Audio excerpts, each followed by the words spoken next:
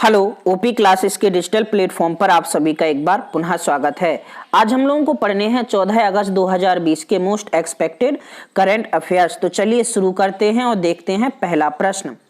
पहला प्रश्न है, हाल ही में किसने भारत में मानसून से सर्वाधिक प्रभावित समुदाय को सहायता देने की घोषणा की है? तो हाल ही में संयुक्त राष्ट्र ने भारत में मानसून से प्रभावित समुदायों को सहायता देने की घोषणा की है।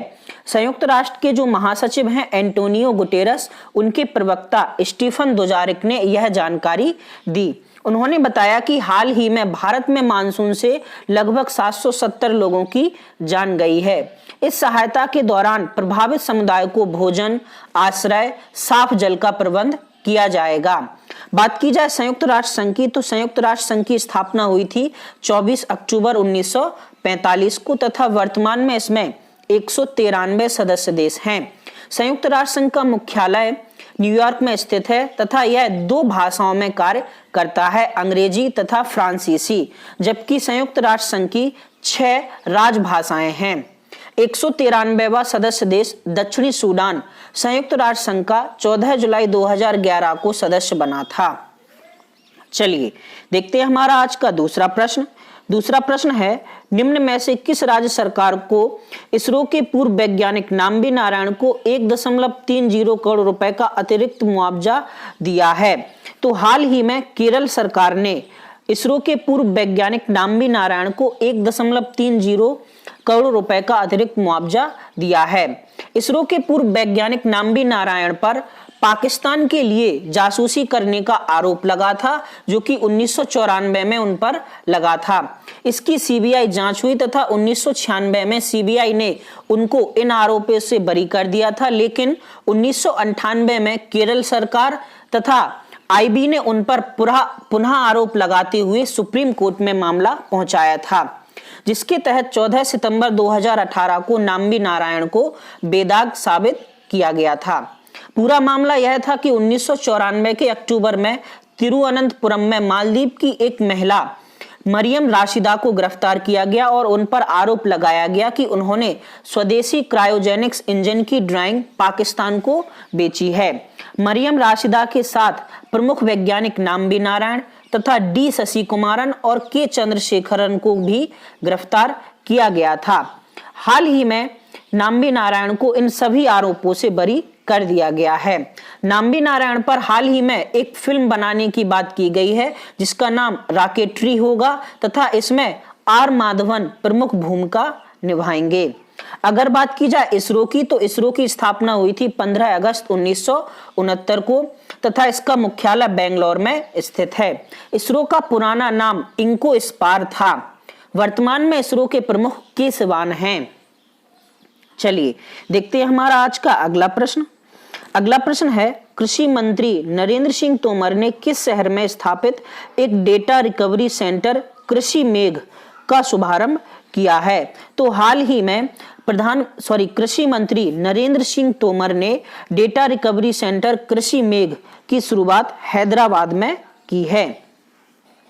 चलिए देखते हैं हमारा आज का अगला प्रश्न।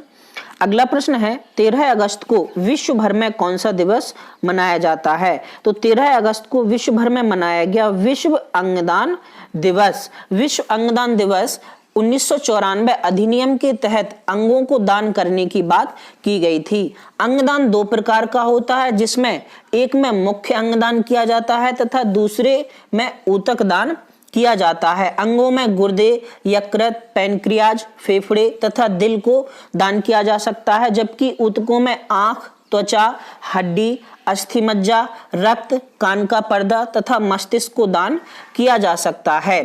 लीवर 6 घंटे में तथा किडनी 12 घंटे में ट्रांसप्लांट की जा सकती है। विश्व अंगदान दिवस मनाने का लक्ष्य ये है कि मृत्यु के बाद व्यक्ति को अंगदान के लिए प्रोत्साहित किया जाता है। विश्व अंगदान दिवस के तहत एक दाता 8 जानें बचा सकता है। अंगदान करने की शुरुआत 1995 में हुई थी, जब 1994 अधिनियम के तहत यह एक्ट लागू किया था। 2011 से ऊतक दान करने की भी प्रक्रिया शुरू की गई है। चलिए देखते हैं हमारा आज का अगला प्रश्न। अगला प्रश्न है, भारत में पहली बार कोई महिला क्रिकेटर डोपिंग में फेल हुई है, वह किस राज्य की ऑलराउंडर अंशुला राव खिलाड़ी हैं? तो हाल ही में मध्य प्रदेश के ग्वालियर में रहने वाली ऑलराउंडर क्रिकेटर अंशुला राव को डोपिंग के तहत दोषी पाया गया है।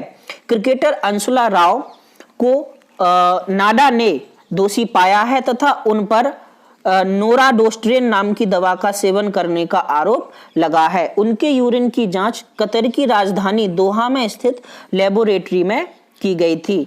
नाडा, जो कि भारत में एंटी डोपिंग एजेंसी के रूप में काम करती है, की स्थापना 24 नवंबर 2005 को हुई थी तथा नाडा का मुख्यालय न्यू दिल्ली में है। हाल ही में नाडा के तहत बीसीसीआई को भी लाया गया है तथा बीसीसीआई ने अपने सभी क्रिकेटरों को नाडा के इंस्ट्रक्शन फॉलो करने की बात की है।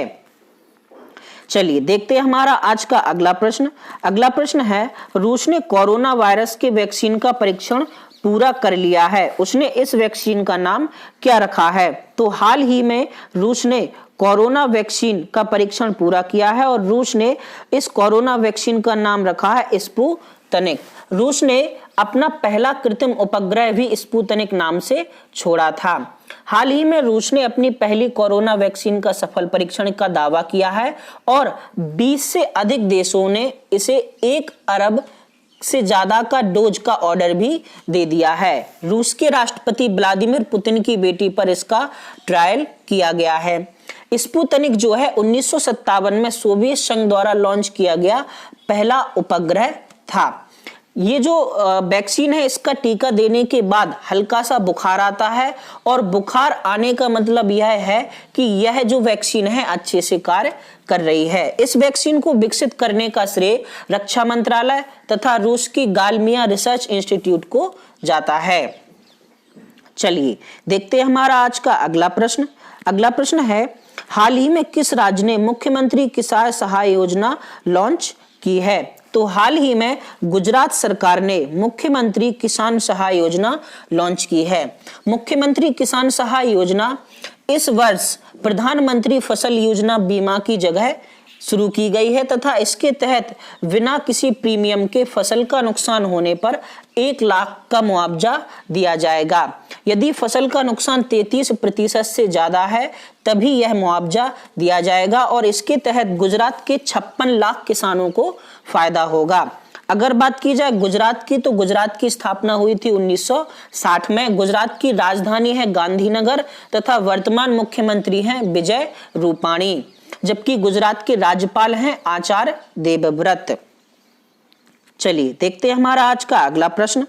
अगला प्रश्न है, खादी और ग्रामोद्योग आयोग ने किस राज्य में पहला रेशम प्रशिक्षण उत्पादन केंद्र स्थापित करने की घोषणा की है? तो हाल ही में अरुणाचल प्रदेश में पहला रेशम प्रशिक्षण व उत्पादन केंद्र स्थापित किया जाएगा, जो कि सितंबर 2020 में शुरू हो जाएगा। इसके तहत 25 स्थानीय कारीगरों को प्रशिक्षण दिया जाएगा। बात की जाए रेशम की, तो रेशम की कुल 4 प्रजातियां होती हैं, मलवरी, ओक टसर, मूंगा तथा इरी। रेशम उत्पादन में भारत का दूसरा स्थान है, जबकि पहले स्थान पर चीन है।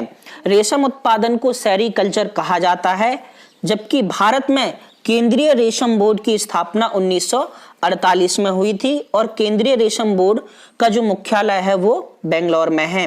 बात की जाए अरुणाचल प्रदेश की, तो अरुणाचल को उगते सूर्य का पर्वत कहा जाता है, जबकि अरुणाचल की स्थापना 20 फरवरी 1987 को हुई थी। अरुणाचल की राजधानी ईटानगर है, जबकि वर्तमान मुख्यमंत्री पेमा खांडू हैं। चलिए देखते हैं हमारा आज का अगला प्रश्न। अगला प्रश्न है, इनमें से किसने अपने आदेश में संशोधित हिंदू उत्तराधिकार अधिनियम में पिता पैतृक संपत्ति पर बेटी को समान अधिकार दिया है? तो हाल ही में सुप्रीम कोर्ट ने अपने आदेश में कहा है कि हिंदू उत्तराधिकार अधिनियम संशोधन 2005 के पहले अगर किसी पिता की मृत्यु होती है तो भी उसकी जमीन पर या संपत्ति पर उसकी बेटी का समान अधिकार रहेगा। पिता पैतृक संपत्ति अधिनियम 1965 में लागू हुआ था, जिसमें 2005 में संशोधन किया गया है। न्यायमूर्ति अरुण मिश्रा ने यह आदेश दिया है। चलिए देखते हैं हमारा आज का अगला प्रश्न। अगला प्रश्न है, निजी क्षेत्र के किस बैंक ने हाल ही में इक्विटी शेयरों के लिए QIP की घोषणा की है? तो हाल ही ने ICICI बैंक ने इक्विटी शेयरों के लिए QIP की घोषणा की है तथा उसने न्यूनतम कीमत 351.36 रुपए रखी है। बात की जाए QIP की, तो QIP को कहा जाता है क्वालिफाइड इंस्टीट्यूशन प्लेसमेंट तथा यह पूंजी जुटाने का एक तरीका होता है, जबकि QIP की शुरुआत वर्ष 2006 में की गई थी। ICICI बैंक की स्थापना 1994 में हुई थी। इसके वर्तमान प्रमुख MK शर्मा हैं। ICICI बैंक का पूर्ण रूप industrial credit and investment corporation of India है। 13 अगस्त 2020 का क्वेश्चन ऑफ द डे था आपका, सबसे बड़ा बीजांड पाया जाता है। तो सबसे बड़ा बीजांड पाया जाता है आपका साइकस में। सही उत्तर देने वालों में है गोलू, फूल कुमार, मानवेंद्र, विजय, अजय, रेणु तथा संगम। सभी को बहुत बहुत बधाई। 14 अगस्त 2020 का क्वेश्चन ऑफ द डे है आपका, जंतु विज्ञान के जनक कौन है? अरस्तु, लेमार्क, ल्यूवेनहॉक तथा थियोफ्रेस्टस में से जंतु विज्ञान के जनक कौन है? तो ये तो था आपका पहला प्रश्न, जिसे क्वेश्चन ऑफ द डे के नाम से जाना जाता है। जबकि आज के सेशन में से आपका प्रश्न है, इसरो के पूर्व वैज्ञानिक नाम्बी नारायण के साथ किस महिला को जासूसी के आरोप में गिरफ्तार किया गया था? तो आप सेशन ऑफ द डे देखेंगे, उसमें आपको इस प्रश्न का उत्तर मिल जाएगा। आपको दोनों प्रश्नों के उत्तर नीचे कमेंट बॉक्स में कमेंट करके बताने हैं। तो ये था आपका 14 अगस्त 2020 का करंट अफेयर्स का सेशन। आज के लिए इतना ही, धन्यवाद।